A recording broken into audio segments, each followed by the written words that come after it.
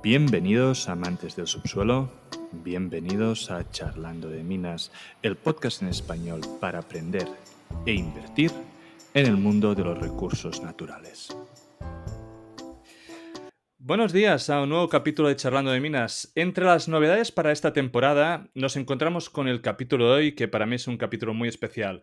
Hemos pensado que nos faltaba, pues en el podcast a veces, poner en contexto la parte económica y por eso hemos traído a dos cracks que nos van a ayudar a educarnos un poco tanto aspectos económicos, macroeconómicos y los efectos de los mercados en los metales, ¿no? La idea de este programa es poder charlar y educarnos un poco en todos estos temas. Así que hoy tengo el placer de presentaros a Josep Ramon Aixalà, JR para los amigos, y Dani del canal Dragón Oro Plata. JR es Strategic Investment Manager e Investment Consulting Independent, ahora en AS7 Capital y en Wealth Finance Assessors, además de Proprietary Trader. Es divulgador de mercados, de economía y finanzas y es docente en el Institut d'Estudis Financers y en el FMI Institute. Dani es conocido también como Dragón Oro Plata, muy conocido en el entorno de Momentum Financial y tiene un canal de YouTube con el mismo nombre que inició casi únicamente hablando al principio de inversión numismática en oro y plata y platino, pero que ha evolucionado para hablar de economía, macroeconomía, energía y petróleo. Muy recomendable, por cierto. Así que, bienvenidos al programa. Un placer contar con vuestra colaboración. Buenos días, gracias. Hola, muchísimas gracias por invitarnos, Amadeu. Muy bien, vamos a empezar a hablar un poco de inflación y deflación. JR, como profesor en economía, ¿puedes explicarnos un poco dichos conceptos? A ver, y ahora más está muy de moda, ¿no? El tema de, sobre todo, de inflación. Luego veremos si más adelante tenemos deflación, estaflación o qué es lo que podemos tener. Pero la inflación en sí es el aumento generalizado y sostenido de los precios de bienes y servicios en un país o en una zona geográfica durante un periodo de tiempo determinado, ¿vale? Cuando el nivel general de precios sube con cada unidad de moneda que se adquiere, podemos comprar menos bienes y servicios, ¿vale? Es decir, cuanto más caros son los productos, es más difícil poder llegar a ellos. En definitiva, la inflación lo que hace es reflejar la disminución de ese poder adquisitivo que tiene el dinero, ¿no? Y de esa pérdida de valor real para el intercambio de bienes y productos, ¿vale? Para medir el crecimiento, ¿no? Se utilizan índices que reflejan ese porcentaje mediante una cesta que viene definida o establecida por organismos estadísticos de los distintos estados, que nosotros le vamos a llamar, ¿no? el índice de precios al consumidor, que es el famoso IPC, que lo conocemos o se publica mensualmente y que luego lo tenemos también anualizado. Os recuerdo cifras para que seamos conscientes. En estos momentos, por ejemplo, en España, el IPC anualizado está en el 7,4%, el que conocimos en el mes de febrero, y en Estados Unidos está en el 7,9%. Tipos de inflación que tenemos, en principio, son tres, ¿no? Primero tenemos una inflación de demanda o de consumo, que obedece pues, a la oferta, ¿no? A la ley de oferta y demanda. Si la demanda es superior a la producción o a los bienes que podemos importar, pues tenemos precios más altos, ¿no? Mayor demanda, menos oferta, significa precios más altos.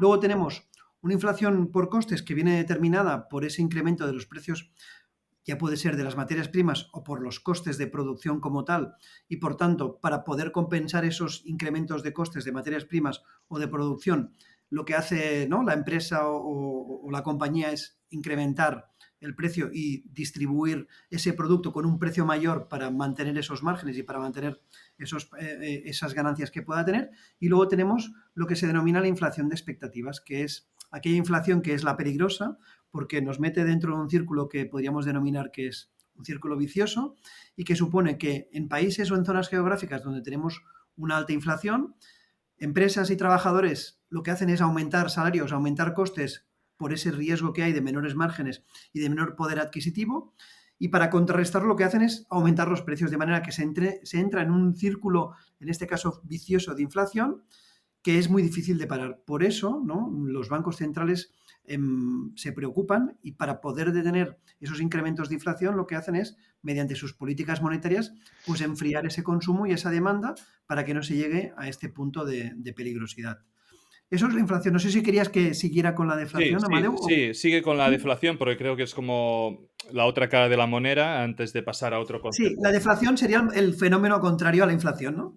Y lo que consiste es una caída generalizada y prolongada. Según el FMI, diríamos que como mínimo han de ser 2 semestres, es decir, hablaríamos de un año, ¿vale? Ujú. En donde el nivel de precios y de bienes y servicios está cayendo, ¿vale? Por lo general, la deflación viene causada por una disminución de la demanda, lo cual representa un problema mucho más grave que la inflación, toda vez que una caída de la demanda significativa, general y continuada acaba teniendo un impacto muy importante, ¿no?, en la economía. Claro. La deflación también acaba generando un círculo vicioso, ¿no? Al caer la demanda, las empresas ven reducidos sus ingresos. Para poder seguir manteniendo ese nivel de ventas, se ven obligados a reducir el precio de los productos que venden, y eso significa también, pues eso, ¿no? Reducir costes, y cuando reduces costes, la principal partida muchas veces de esa reducción de costes es echar gente a la calle. Y cuando Claro. se echa gente a la calle, pues hay menos demanda y automáticamente pues Sigue la produce una espiral. caída del crecimiento y todas estas cosas. Muy Además, bien. hemos de tener en cuenta otra cosa, ¿no? Que es que ese proceso en donde los precios se han de estar reduciendo constantemente provoca un efecto también psicológico en el consumidor, una espiral que dice, si esto hoy es más barato que ayer, igual mañana o el mes que viene es más barato, por tanto pospongo esa decisión de compra por dos motivos. Uno, porque hay una incertidumbre importante y yo no sé si voy a tener trabajo. Y segundo, como los precios siguen bajando, no me preocupa en tener prisa En comprar. bueno, pues en comprar. Creo yo que el caso de la deflación para los bancos centrales es mucho más peligroso que la inflación, ¿vale? Porque históricamente la inflación la han sabido atajar mediante las políticas monetarias, pero la deflación se ha producido pocas veces, y normalmente la deflación con políticas monetarias no es la única solución. Seguramente has de entrar en políticas fiscales en donde el Estado debe gastar lo que no gasta el consumidor o lo que no gasta el Claro, ciudadano para para poder suplir, activarlo. ¿no?, esa caída de demanda. Muy bien. ¿Vale? En general sería eso. Muy bien, creo que ha quedado súper claro. Dani, entonces, otros conceptos que también suenan muchas veces o recientemente son estanflación e hiperinflación. ¿Podrías explicarnos un poco qué entiendes tú por esos conceptos? Sí, claro. A ver, esta inflación básicamente es la inflación que acaba de describir también JR en un entorno recesivo, ¿vale? Es decir, ocurren dos cosas. La primera, tenemos esta inflación y luego un entorno recesivo donde de contracción económica donde hay o puede haber, por ejemplo, uno de los signos claros es paro, ¿no? Un paro estructural importante, como podría ser el caso de España, ¿no? Entonces, si nosotros en España entramos en un periodo, por ejemplo, de alta inflación y con un estado de desempleo como el que tenemos tradicionalmente, pues entramos en este tipo de circunstancias. ¿Cuál es la peligrosidad de esto? Es que tienen soluciones contrapuestas. Es decir, normalmente para combatir la inflación hay que, digamos, aumentar tipos de interés, ¿de acuerdo? Ujú. Que hace que, pues eso, se contraiga esa economía, que claro, que lo que hace es agravar el tema por ejemplo, del paro, ¿no? Claro. Y al revés, las políticas expansivas para, digamos, mejorar una situación recesiva, lo que hacen es aumentar la inflación de manera clara, con lo cual es un momento o una situación extremadamente peligrosa. Lo que solucionas de un lado lo desarreglas por el otro y al revés, ¿no? Mm. Eso sería digamos, el concepto, para que la gente lo entienda. Y luego, el de hiperinflación es un concepto, pues es una inflación absolutamente salvaje, ¿no? Se hablaría, a ver, por los libros dicen, pues un 50% aproximadamente mes a mes, ¿no? Month to month, que se puede ser incluso, pues eso, Turquía, con interés Argentina, compuesto, Venezuela. Bueno, Venezuela Venezuela, y Argentina quizás más. Venezuela y Perdóname, Venezuela. Argentina. Sí. Y, pues eso, te vas a pues prácticamente a cosas absolutamente salvajes a final de año, ¿no? Mm. De totalmente devaluaciones de moneda donde no vale nada. El caso clásico es esos billetes que hemos visto todos de Zimbabue, del trillón de dólares Sí. zimbabueses, que por cierto estuve allí en ese momento, con lo cual ya pude comprobar en mi propia carne lo que es la hiperinflación en salvaje, ¿no? Y bueno, pues eso, ¿qué significa? Que al final lo que es el papel moneda, ¿vale? Que está basado básicamente en confianza, confianza del Ujú. consumidor, confianza de transmisión, ¿no? De valor, pues pierde todo sentido, ¿no? Y entonces se transforma en literalmente estampitas. que no tienen ningún valor práctico. También hemos visto esas imágenes de la República de Weimar o en Venezuela, como dice JR, Mm, pues eso, ¿no? Los billetes tirados por la calle, ¿no? O sea, sí, si sí. fueran cromos. Pues básicamente se trata de esto. ¿Cómo se hace o cómo ocurren los cambios o los intercambios de bienes en este tipo de situaciones? Pues básicamente, como no hay un papel moneda oficial que funcione, pues nos vamos otra vez a lo de siempre, a lo que ha funcionado durante la historia, el trueque, Mm, metales preciosos y, por supuesto, y evidentemente, divisa fuerte, ¿no? Pues el dólar, como puede claro. ser, en el caso de Zimbabue, por ejemplo, era el dólar USA y el RAN, ¿no? El RAN que lo tenían muy a mano, de sudafricano, pues servía de cambio. Pero bueno, por ejemplo, en Argentina, pues tiene el dólar, evidentemente, ¿no? Claro. Muy bien. Entonces, Si me dejáis, JR, volvemos a ti. Me gustaría que contases también para la gente que está iniciando conceptos también muy importantes en este contexto, que serían tipos de interés y el mercado de bonos. a ver, los tipos de interés son aquellos que marcan habitualmente, ¿no?, el precio del dinero en una operación financiera entre un prestatario y un inversor, ¿vale? Ujú, Eso también lo que nos podríamos decir que es un indicador que nos sirve para dar valor en términos generales al dinero, ¿vale? Las políticas monetarias ejecutadas por los bancos centrales son los que determinan cuál es ese tipo de interés director que va a influir en toda la economía y el coste que van a tener las entidades financieras para acceder a ese dinero, porque hemos de pensar que las entidades financieras acceden al dinero a partir de la emisión que hace el Banco Central de su país, ¿no? Ese dinero que va a las entidades financieras va distribuido a toda la cadena, ¿no?, de agentes que necesitan financiarse o invertir y, por tanto, ese coste de financiación al cual están implicadas las entidades financieras acaba repercutiendo en toda la cadena, ¿vale?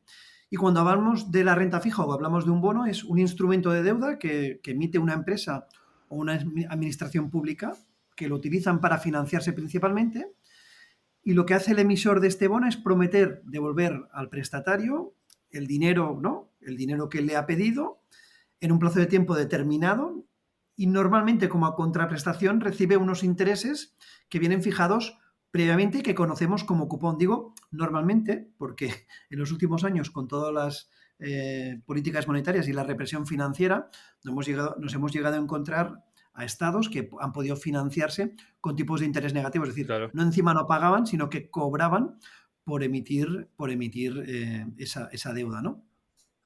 También le denominamos a los bonos, también los denominamos instrumentos de renta fija. No por el cupón que se cobra, sino porque de antemano conocemos correctamente cuáles son las condiciones de la operación: plazo, tipo de interés, vencimiento, riesgo que estás asumiendo y demás. Por eso se le llama renta fija. No porque nos paguen un cupón fijo, porque de cupones hay de fijos, hay de variables, Claro. hay que están vinculados a la inflación o hasta el movimiento de un commodity o de cualquier tipo de activo. Muy bien. Entonces, una vez introducidos estos conceptos, creo que ya podemos pasar a hacer una valoración de lo que creéis que está pasando en los mercados, cómo veis la situación actual y qué pensáis que pasará, ¿no? No os pido bola de cristal, ¿no? Pero creo que tenemos pues muchas cosas que han ido pasando. Y cuando hablé con primera vez con JR para hacer este programa, creo que la situación mundial no estaba como estaba y esto cambia cada semana. Entonces, un poco que nos digas tu opinión. Dani, ¿quieres empezar tú, por ejemplo? Venga, adelante. Yo, bueno, tema inflación, que es de lo que hablamos. Yo creo que la situación actual viene dada por una política expansiva de la Fed que ha sido absolutamente salvaje, ¿no? En los últimos 4 años empezó con el tema COVID. Evidentemente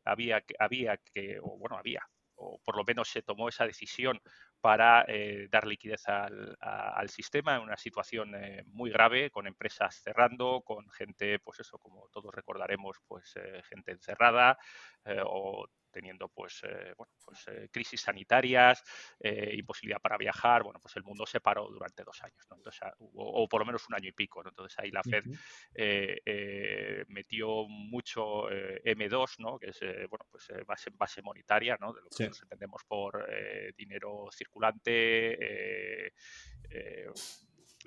cuentas corrientes, bancos. O sea, bueno, pues metió mucho tema ahí, y bueno, pues ahí ese dinero había que usarlo, ¿no? Entonces, básicamente y desgraciadamente, ese dinero no fue bueno, Estados Unidos sí, porque hubo cupones de, pues no sé, $2.000, $3.000, $4.000, ¿no? De ayuda a todos los ciudadanos, pero normalmente casi todo fue a parar directamente al mercado de valores, ¿no? A recalentar el SP 500 que marcaba máximo tras máximo y bueno, llegó a unas situaciones, pues bueno, ya sabéis, de récord absoluto, cuando realmente las expectativas empresariales reales, que es lo que nosotros nos tenemos que fijar un poco para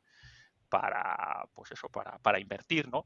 Pues no eran las adecuadas. Y bueno, pues también un tema, y eso es, digamos, el comienzo, ¿no? Luego hay también temas de problemas graves de cadena de suministro que han hecho, bueno, pues que sea difícil hacer llegar bienes de consumo a ciertas partes del mundo, o más que sea difícil, que es caro y con retrasos, ¿vale? Sí. Y ahí ya, bueno, mucho tema sobre todo de comercio de mar, marítimo, ¿no? Luego, si a eso añadimos también, pues un tema de crisis energética, digamos, de suministros, pues bueno, pues realmente todo esto hace que se haya encarecido los precios, ¿no? Mucha masa monetaria, déficit energético y dificultades en el supply chain, ¿no? Eso yo creo son las tres claves iniciales que nos han puesto donde estamos. Y luego ya, claro, evidentemente la guerra en Ucrania, que esto ya es digamos, la cereza en la tarta, ¿no? Sí, porque luego... Más Sí. catalizador que realmente causa, o esa es por lo menos mi opinión, no sé qué opina JR o qué opinas Amadeu. Sí, no, porque estábamos hablando antes, ¿no? Con JR y tú decías, ¿no? Que básicamente la guerra lo que ha hecho es acelerar todo esto, ¿no, JR? Sí, sí, lo ha explicado bastante bien Daniel. Yo aquí diría que el inicio de todo lo que estamos viviendo ahora viene hace 50 años. Con la desvinculación, sí, sí, con la desvinculación de la emisión de dinero del patrón oro. Del patrón oro, En lo ese sé. momento, cuando en la época de Nixon se decide desvincular el patrón oro a la emisión de billetes de dólares, en ese momento dan la posibilidad a que tú puedas imprimir tanto dinero como quieras y más si eres la primera potencia económica del mundo, ¿no? Y Ujú. el sheriff del mundo. Si vamos a la segunda parte empieza tras la gran crisis financiera del 2008. Tras la gran crisis financiera del 2008, en Estados Unidos la verdad es que se toman decisiones importantes y muy buenas para poder salir de ella y se dan cuenta que emitiendo, ¿no? emitiendo billetes de la nada y bajando los tipos de interés, el crecimiento es muy interesante, superior seguramente a la media que podían esperar ellos, y no hay inflación. No hay inflación de consumo, pero sí que hay hiperinflación, como nos decía antes Dani, de activos, ¿vale? Y los activos financieros, principalmente los primeros. Valoraciones que el 90% de ellas pasan a ser valoraciones determinadas por un flujo de caja que, como es llevado al infinito al tipo cero, te permite hacer valoraciones pues a donde quieras y de cosas que son intangibles, evidentemente, y como no hay inflación y ves que la cosa funciona, pues lo sigues haciendo, estás dando dinero directamente a la gente, a las empresas principalmente y a los mercados financieros que asumen cada vez mayores riesgos para conseguir mayores rentabilidades, sigue sin haber inflación. Sí que te das cuenta que cuando en algún momento, y esto es lo que vimos en el año 2018, decides bajar el ritmo o decides cambiar las políticas, los mercados se ponen nerviosos. Y también lo que estás incentivando en cierta manera es que no se invierta en CAPEX, porque al final es más interesante, ¿no? Conseguir ese dinero gratis y comprar acciones propias Claro. para hacer subir el valor de las acciones y tú como directivo de la compañía, pues decir qué bien lo estoy haciendo, recibir opciones, casi gratuitas y ganar un montón de dinero.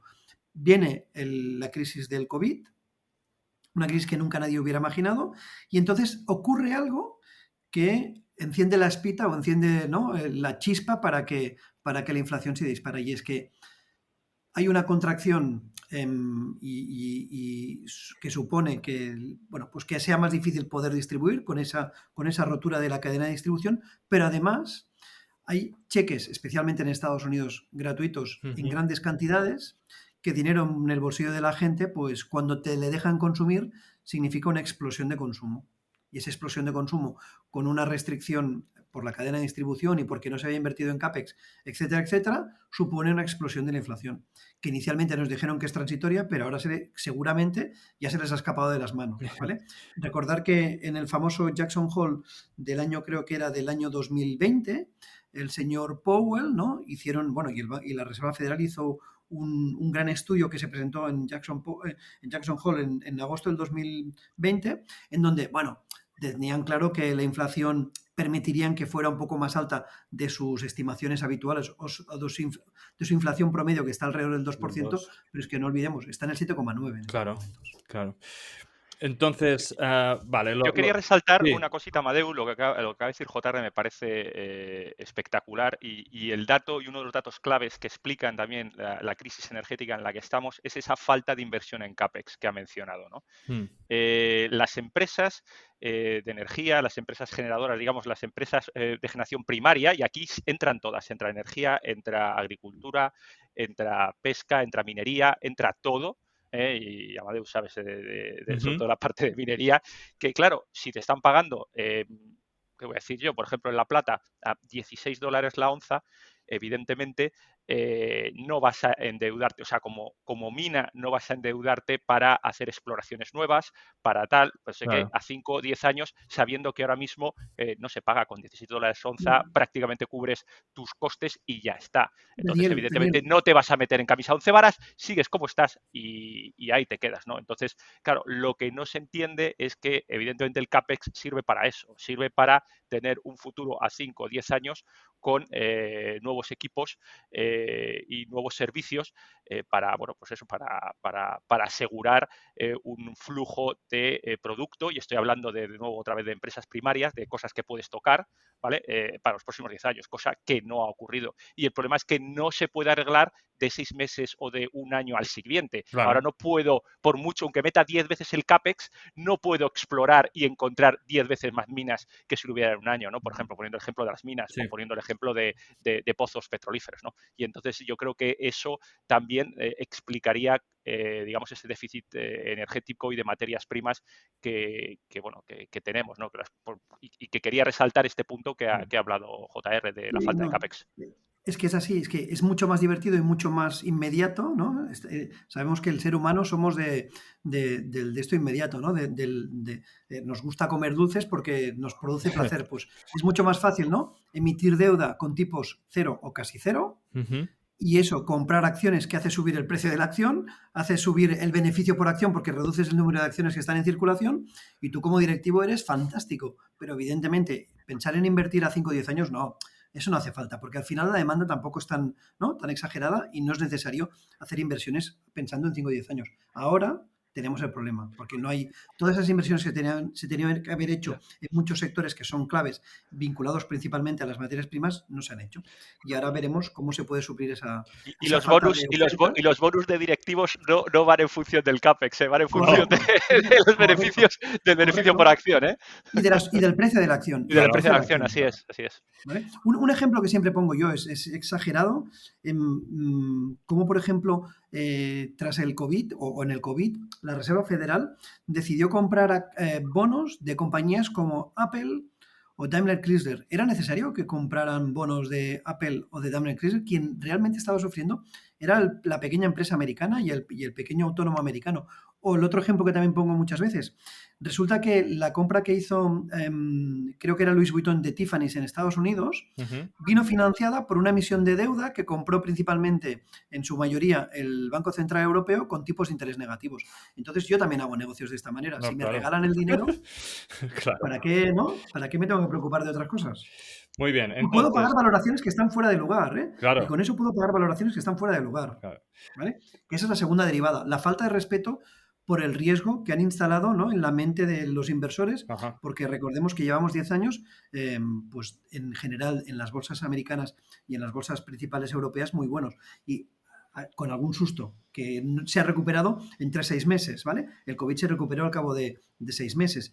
Y eso ha permitido, pues, que los NFTs, las criptomonedas, el arte, ¿no?, y mil y una cosas que a lo mejor tienen valor, pues tengan un valor que realmente no es el que seguramente en un entorno de mercados y en un entorno de costes de financiación normales permitiría que estuvieran. Entonces, muy bien, habéis comentado un poco la situación de cómo hemos llegado hasta aquí. Entonces, ahora estamos delante de un escenario claramente inflacionario. Llevamos ya varios meses con la inflación que es 7-8%, donde tenemos una gran deuda, donde habéis explicado. Hoy mismo la Fed, ¿no? Hoy es miércoles, hoy ha dicho de que va a subir 0,25 puntos, ha dicho que lo subirá varias veces a través de este año. Entonces, ¿cómo veis vosotros el transcurso del 2022? ¿Creéis que realmente la Fed puede seguir subiendo los tipos? ¿Creéis que esto va a derivar a una recesión, a un paro, a una contracción? ¿Cómo veis vosotros los mercados y, digamos, el futuro de este año? Quien quiera, ¿eh? JR, si quieres empezar. Bueno, no, pero iba a decir Dani, pues el último que había intervenido era Ah, yo, iba a darle Dani, Adelante, tú JR, mismo. venga, adelante que ya has cogido carrerilla, venga, luego entro yo.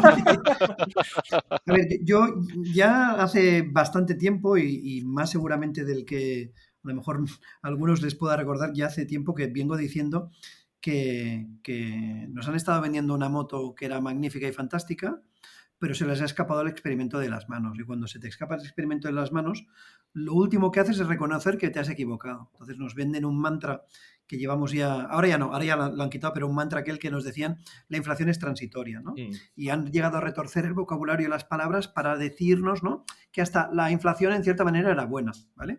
Esto dicho por la secretaria del Tesoro americano, que es una expresidenta del Banco Central, bueno, en este caso de la Reserva Federal, ¿vale? Yo creo que es un problema, es un problema grave. Antes de empezar la grabación, hablaba con Amadeu y le contaba que la inflación que tenemos ahora es por las tres causas que os contaba cuando os la definía, ¿no? ujú. Por un incremento de la demanda importante después de ¿no? de la salida del confinamiento del COVID, la gente demanda muchas cosas que no había podido consumir o que le apetece consumir porque, ¿no? Porque ha tenido la sensación de que ha salido de una de aquellas grandes. Luego tenemos una inflación de costes, ¿vale? Porque como no se ha invertido en su momento en CAPEX, hay unas restricciones y esa demanda exagerada hace que las restricciones no permitan que los que han de ofrecer esos productos los puedan ofrecer porque no los tienen y por tanto han de subir el precio de esos productos porque hay más demanda que oferta. Y por último tenemos una inflación de expectativas. Como las cosas no cada vez son más caras, pues oye, empezamos a subir un poquito los precios por aquí porque sé que si no, no llego, los márgenes se me reducen, el beneficio también se me reduce. Ejemplo, el otro día me contaba alguien que con esto de la crisis, desgraciada crisis entre Rusia y Ucrania, decían que en el Corte Inglés las paellas de aluminio nos habían subido 4 euros. Y yo decía, bueno, ¿y por qué han subido las paellas de aluminio 4 euros? No, porque es que el aluminio se produce en Rusia y en Ucrania, entre otros sitios, y claro, y eso va a suponer que la falta de ese aluminio no hará que se encarezcan las paellas, pero las paellas que estás vendiendo ya hace algún Ya, tiempo ya que las se han tienes en hecho, ¿no? stock, claro. En todo caso, dentro de un año, a lo mejor que no habrá aluminio, las paellas serán más caras. O el tema del aceite, ¿no? Del aceite de girasol, que aparte de que la gente se ha vuelto loca, Como el papel de váter en su el aceite de momento. girasol que estamos utilizando es el del año 2021. El del 2022 aún no se han plantado, al menos en Rusia y en Ucrania no se han plantado las semillas de girasol para que pueda crecer.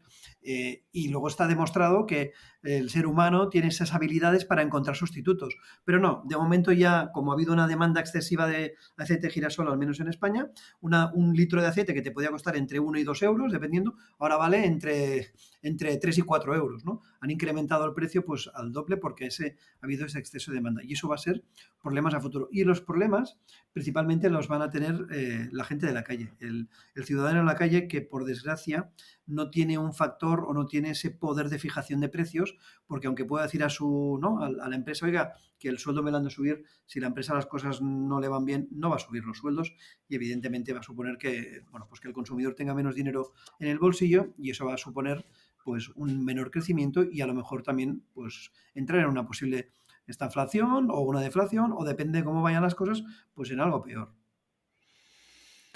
Dani, ¿cómo lo ves tú? Bueno, aquí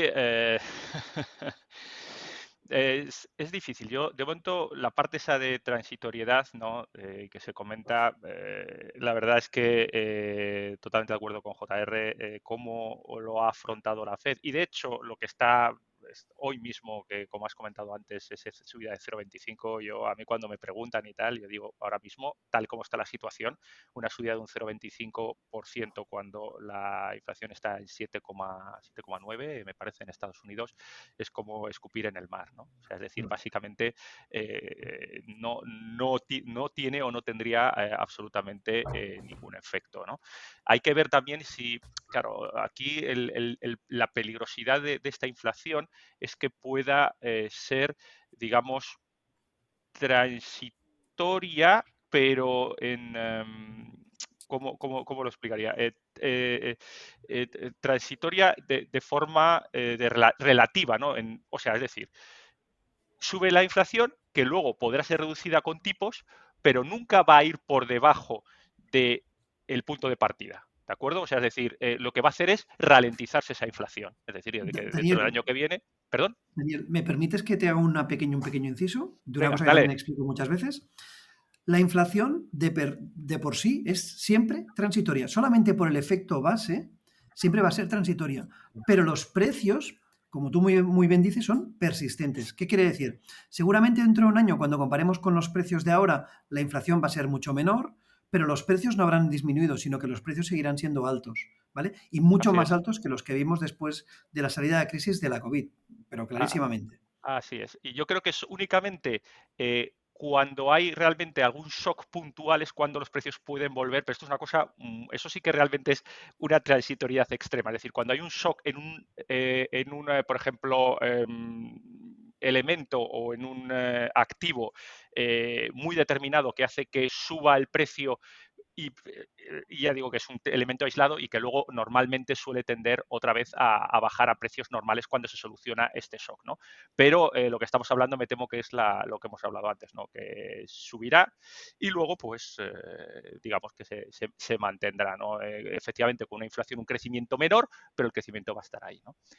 Y esa pinta tiene. La verdad es que todavía, como ha dicho JR, no estamos sufriendo de verdad la escasez. O sea, ahora mismo estamos sufriendo un poquito, pues eso, que, bueno, que la parte minorista, la parte de bienes de consumo, pues está ya, digamos, preparando para, ya que tienen que vender, curarse en salud y sacar los stocks que tiene a precios más elevados, ¿no? El problema vendrá de verdad cuando dentro de 5 meses, como decía JR, pues no tengamos aluminio o el aluminio se haya ido a las nubes o directamente, pues eso, no tengamos trigo, etcétera, etcétera, etcétera. Y entonces ahí hablaremos de cosas muchísimo más graves, ¿no? Porque realmente a mí una de las cosas que más respeto me dan por ejemplo, es el trigo, ¿no? O sea, los efectos de segundas y terceras derivadas que puede haber en países árabes con el trigo un 60% más alto, primaveras árabes, o sea, las cosas se pueden poner realmente complicadas a nivel mundial, ¿no? Y eso a mí personalmente me parece preocupante. Y no es una cosa, porque ya comento, es un tema de déficit de CAPEX, ¿no? Y de otras cuantas cosas más, que hace que no sea solucionable a 6 meses vista. Entonces, Sí. pues yo el panorama lo veo regular, sinceramente. Pero entonces, por lo que decís ambos, realmente los efectos de lo que estamos viendo ahora los veremos a finales de año. No los veremos aún porque los tipos aún no han subido, la inflación, digamos, probablemente se va a seguir manteniendo, pero ese material aún no lo necesitamos, ¿no? Entonces, estamos diciendo de que vamos a seguir con mercados dopados probablemente durante varios meses antes de realmente darnos cuenta a dónde estamos o cómo lo veis. La realidad es la que es. Los mercados podrán estar dopados lo que quieran, pero la realidad es la que es. Es decir, el coste de poder llenar un depósito de gasolina, el coste de utilizar la luz, ¿no? Para producir un bien o un producto, o el coste de fabricar o de elaborar una barra de pan, Ujú. ya es alto, ¿vale? Antes hablaba Daniel de la famosa hiperinflación de la República de Weimar, ¿no? Recordemos que eso se produce hace alrededor de 100 años en Europa y lo que pasó después de ello. ¿Vale? El tema de los sismos es un tema peligroso, ¿vale? Y lo que han hecho las élites, y yo muchas veces critico al establishment, que son estados y organismos, y entre los cuales incluyo los bancos centrales, es mantener una fiesta que seguramente no se había de haber mantenido. Porque al final a quien ha beneficiado principalmente es a los Claro. tenedores de activos reales, a la gente de la calle que vive justo con su sueldo y un poco más, ¿no? Toda esta fiesta no la han vivido como se ha vivido. Y ahora, por contra, están sufriendo una vez más, como ya pasó después de la crisis financiera del 2008, todos los efectos perniciosos o todos los efectos negativos que supone pues, esta fiesta por ese exceso de liquidez y de políticas monetarias que han ido más allá de donde tenían que ir. Y eso pues, puede provocar que alguien prometiendo el cielo, sabiendo que no se lo va a poder dar, pues permita que lo voten y a lo mejor nos encontremos con, bueno, pues con populismos y con cosas no deseadas que encima agravarían. Y ya no digamos lo de las primaveras árabes que decía hace un momento Dani, lo que vamos a ver, Egipto, si no me equivoco, importa de Rusia y Ucrania el 70% del Sí, trigo sí. que consumen sus más de 100 millones de habitantes, con lo cual veremos qué pasa. Esperemos que lo de la guerra se acabe, que se pueda empezar a plantar, evidentemente será menos, la producción será menos que la del 2021, pero que se puedan encontrar, ¿no?, la manera de poder abastecer a toda esta población del mundo y poder seguir funcionando, porque es que si no la inflación que tenemos ahora va a ser de risa. Por ahí ya se comenta que en un par de meses, si la cosa no se arregla, podemos ver dobles dígitos en inflaciones en España y en Estados Unidos, por ejemplo. Perfecto. Entonces, para terminar esta primera parte de esta charla, vamos a jugar a un juego. Yo os diré frases que han sonado mucho, digamos. La primera, que ya la habéis respondido, era que la inflación era transitoria, ¿vale? Entonces, y vosotros me dais de forma cortita, ¿vale? Una respuesta, ¿vale? Dani, empezamos contigo. La inflación es secular. Yo diría que la inflación depende de la política monetaria que tenga el Banco Central, en este caso la Fed, que es el banco central principal del mundo, el que tiene, digamos, la base petrodólar en ese momento. Es lo que ellos quieran que sea. Entonces, te sigo con la siguiente porque va linkada, ¿vale? La inflación no es transitoria ni secular, sino que es cíclica. ¿Lo compras más o no? Lo podría comprar un poco más porque, claro, ante periodos inflacionarios o tradicionalmente, por ejemplo, como hubo a finales de los 70, la Fed subió tipos de manera salvaje, entonces controló la inflación y bueno, pues luego otra vez se vuelve otra vez a inflación baja, otra vez, digamos, se propone con, o sea, vas tipos altos, tipos bajos, tipos altos, tipos bajos, tipos altos, Ujú. tipos bajos, cuando las cosas se van a extremos, ¿no? Algo mejor, pero ya digo, el timing es siempre la Fed, o sea, su política monetaria. Muy bien. JR, a ver, la reflación dejará paso a la deflación. Bueno, esto es el efecto goma, ¿no? Cuando las Ujú. cosas se te escapan de las manos, pueden acabar en el otro lado. El efecto del péndulo, ¿no? Pues podría perfectamente, sí. El hecho de, ¿no?, de permitir que las cosas vayan mucho más allá de lo que toca, nos pueden acabar suponiendo, pues, que las economías de los principales países del mundo acaben en deflación. Habrá inflación real cuando se vea reflejada en el mercado de bono a 10 años. La inflación real ya la tenemos. Lo que pasa es que como los bancos centrales han estado toqueteando y toqueteando el dinero, ¿no?, la fabricación de dinero, no olvidemos que en Estados Unidos, desde marzo del 2020 hasta ahora, se ha venido a producir el 28% de los dólares que hay en circulación Pua, es que es en el una mundo. pasada, ¿eh? Por tanto, yo es lo que digo, ¿no? Si tú regalas el dinero en las puertas de los colegios, pues que no ha sido así, ¿eh? Que el dinero no se ha regalado en las puertas de los colegios, que principalmente se ha dirigido a Wall Street, es decir, a los mercados financieros.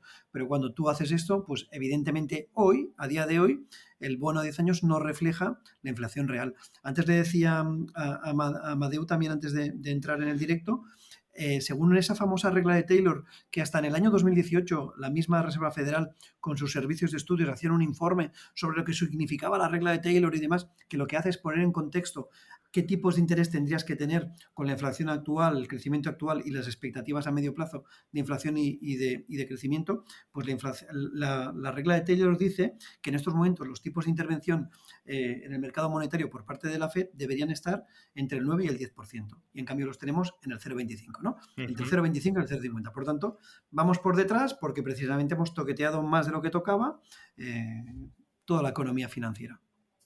Muy bien. Dani, la inflación actual es culpa de Putin. Va a ser que no. Va a ser que Putin es un catalizador, ¿no? O sea, la guerra de Ucrania es un catalizador, ¿no? Desde luego no es el culpable y ya teníamos inflación en enero de un 7,4, me parece, antes de que nadie pensara en guerra. Muy bien, JR, la última. La Fed no puede subir los tipos por culpa de la deuda.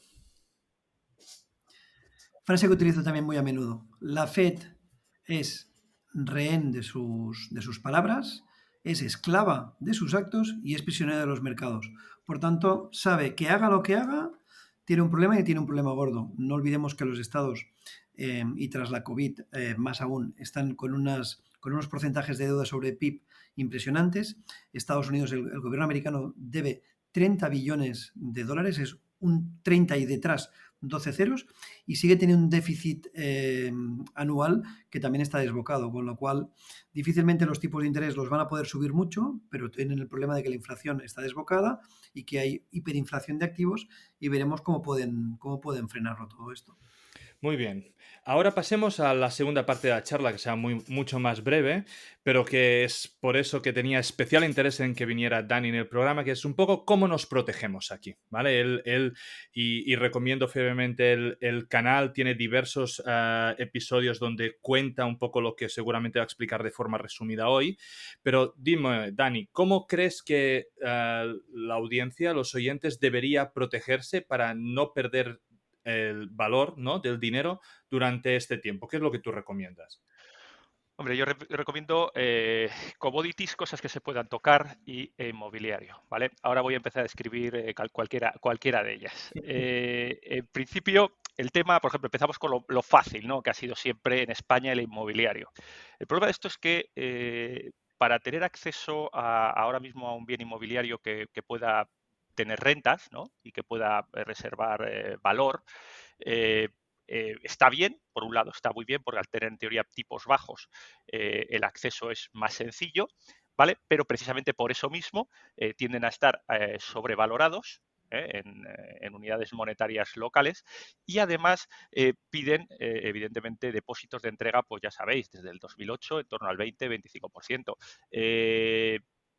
Como es lógico, este tipo de activos pues se buscarían pues siempre pues en zonas premium, ¿no? Que sería lo adecuado pues, para alquiler, etcétera, etcétera. Claro, que zonas premium de ciudades como Madrid, Barcelona, Bilbao, Sevilla, Valencia, pues el acceso estamos hablando de en torno a, yo qué sé, mínimo 300.000 euros, ¿no? Ujú. Evidentemente hay que tener 60.000 euros en el banco y que tener suerte de que te den la hipoteca, ¿no? Entonces, digamos que el acceso es complicado. La idea es buena, pero el acceso es complicado. También está muy bien porque una vez que tienes el acceso, ante periodos inflacionarios potentes y con dificultades de subir tipos, pues evidentemente tu deuda se Disminuye, reduce, ¿no? claro. Disminuye y se reduce paulatinamente, con lo cual es buena, ¿no? Salvado digamos, la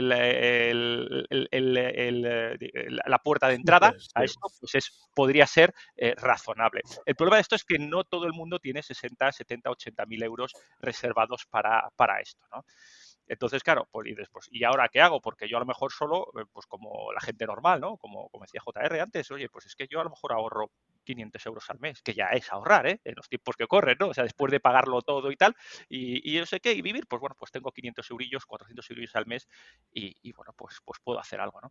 Aquí ya las cosas son bastante más complicadas, ¿no? Porque si pues para reunir 2.000 euros pues necesitas 4 o 5 meses, pues a mí, evidentemente, oro plata, que puedes trabajarlo, eso es una cosa que tocas, commodity, y que claramente veo infravalorado ahora, sería una opción clarísima, ¿vale? También hay otro tipo de activos, por ejemplo, que, bueno, Bitcoin, por ejemplo, no monedas criptos.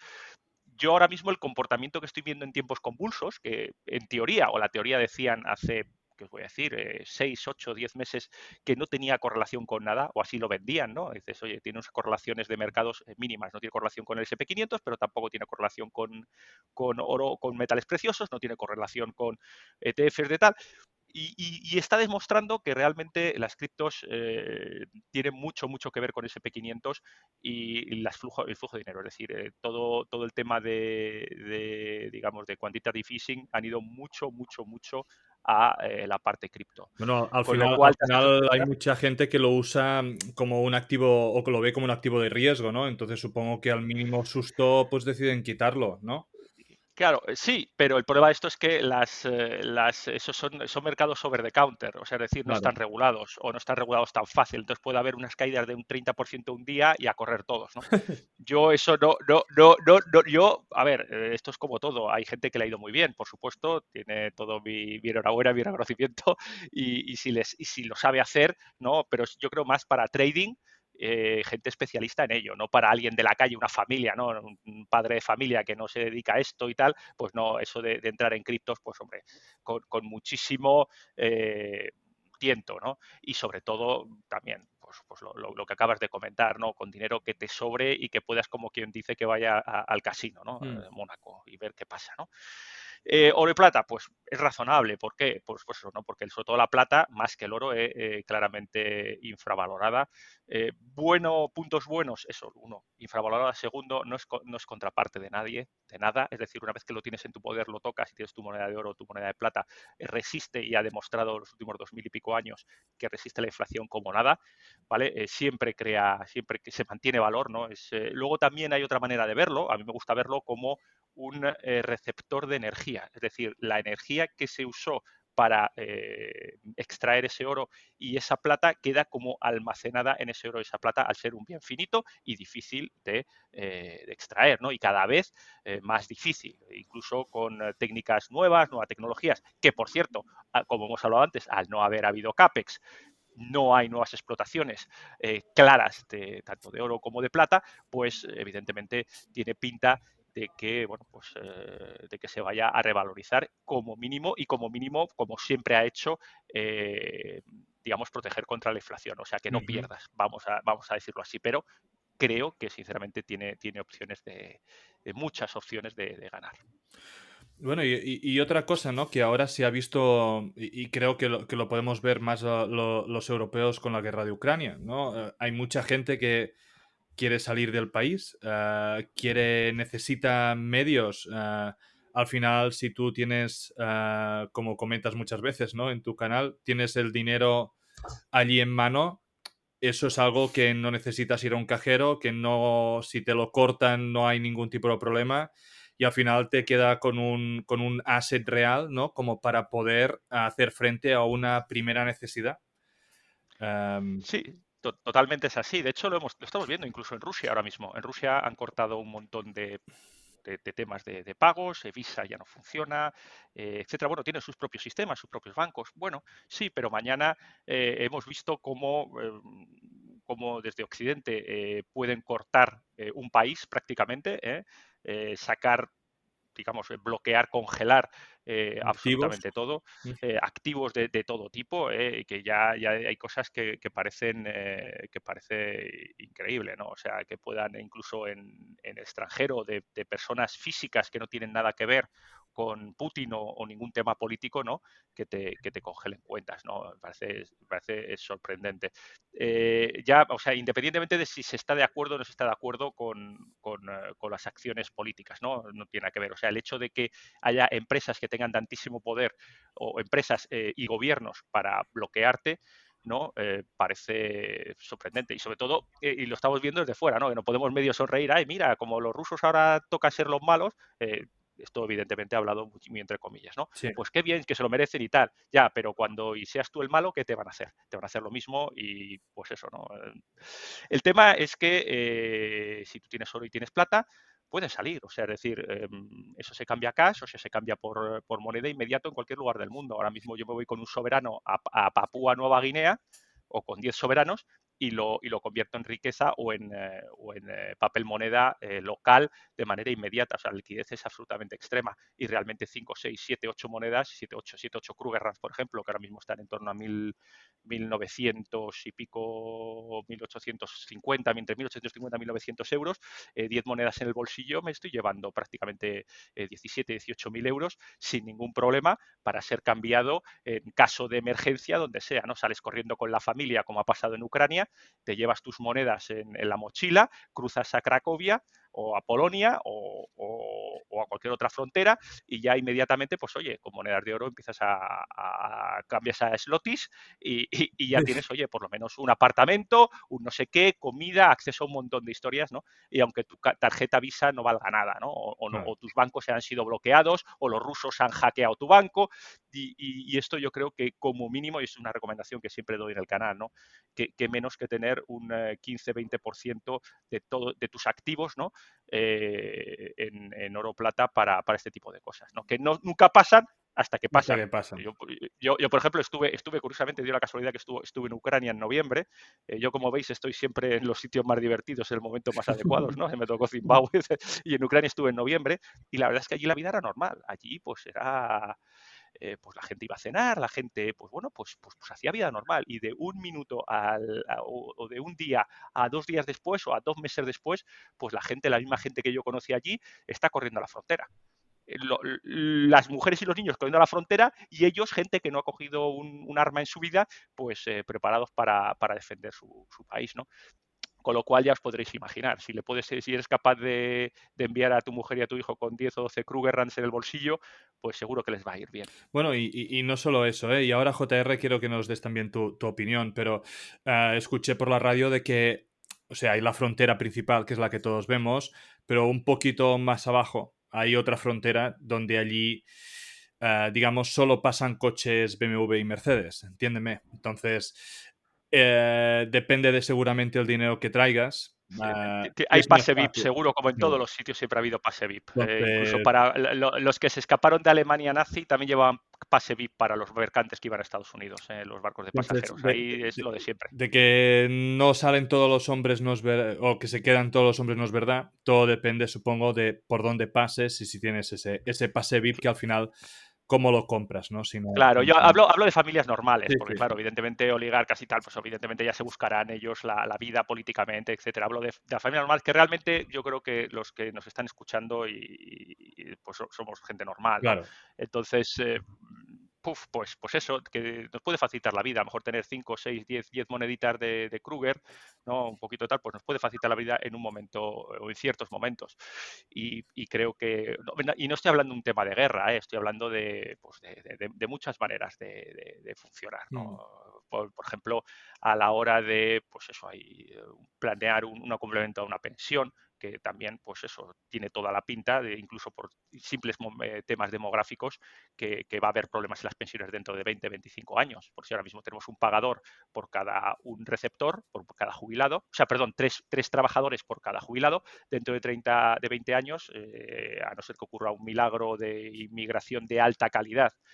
Cuando hablo de alta calidad, hablo de profesionales que puedan pagar altas rentas Claro, de alto IRPF. sueldo. O sea, no estoy hablando de que haya de primera y de segunda, pero para la bolsa de las pensiones siempre necesitas Sueldos altos. gente que trabaje exactamente con trabajos cualificados de elevados, ¿no? Pues, ¿qué va a ocurrir? Pues que solo habrá un pagador para un receptor, con lo cual no hace falta ser muy hábil para pensar que si ahora mismo una pensión media son 1.100, pues dentro de 30 años pues será seguramente 300, o los 300 euros equivalentes en neopesetas si andamos por ahí, ¿no?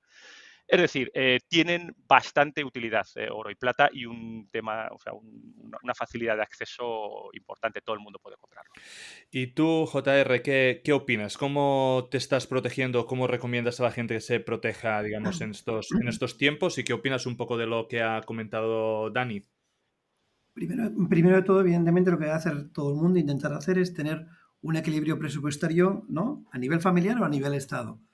Y a partir de ahí conseguir tener ahorro. Y ese ahorro, invertirlo, ¿vale? Invertirlo sobre todo en activos reales, diversificados en todo el mundo y diversificados en todo tipo de activos, es decir, oro, plata, acciones, inmobiliario y lo que sea, ¿vale? Y hasta a lo mejor tener algún Bitcoin o algún Ethereum también está bien.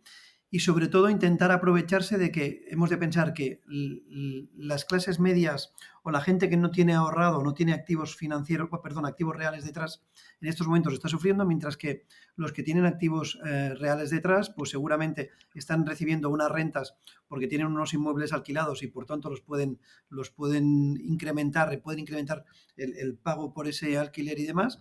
y en cambio el que está pagando ese alquiler, pues seguramente en el sueldo no lo ve reflejado y por contra, evidentemente tiene que pagar más por muchos productos para poder seguir viviendo. Entonces, siempre se ha de intentar ahorrar en la medida de lo que se pueda, difícil es, ¿vale? Y entonces lo que digo yo ahora muchas veces, que me pregunta mucha gente, aunque sean 100 euros al mes, te montas el famoso dólar cost average, es decir, cada mes invierto 100 euros en, por ejemplo, en el MSCI World, ¿vale? Y sé que dentro de 10, 15, 20 años, si el mundo no se ha acabado, acabaré teniendo más. Igual que lo haces así, lo puedes hacer con un rate inmobiliario, con un fondo de mineras o un fondo que esté vinculado al oro, que aunque no es verdad, no es cierto que sea, ¿no?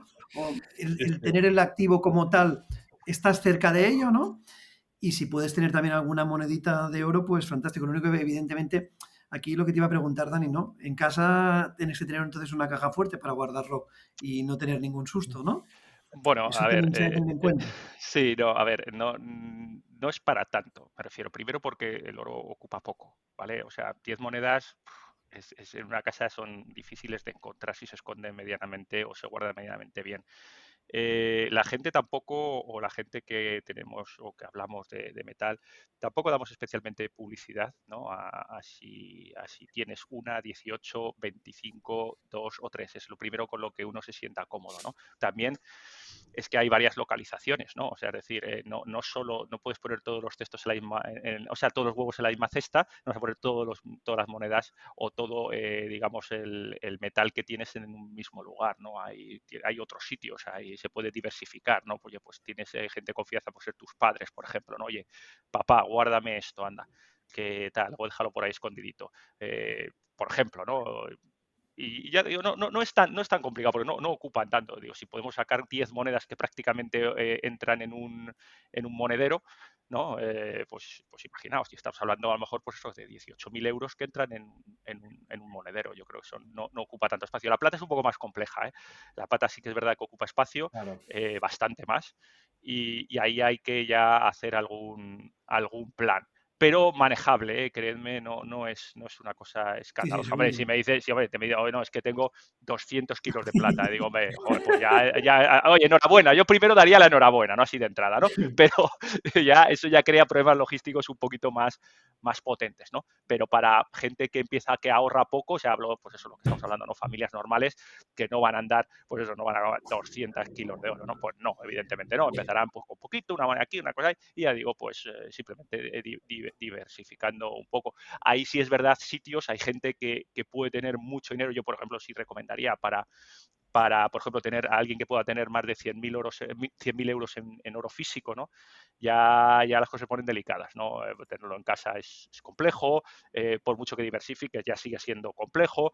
El problema entra, pues eso, que a lo mejor las cajas, si vas a un banco o a una bóveda o tal, te lo pueden guardar por un precio, un coste importante, pero además esto es confiscable, ¿no? O sea, es decir, Ya. si cualquier caja a tu nombre puede ser perfectamente congelada, igual que una cuenta a tu nombre en un banco, ¿no? Entonces, y ahí aumentan los riesgos de contraparte de manera exponencial.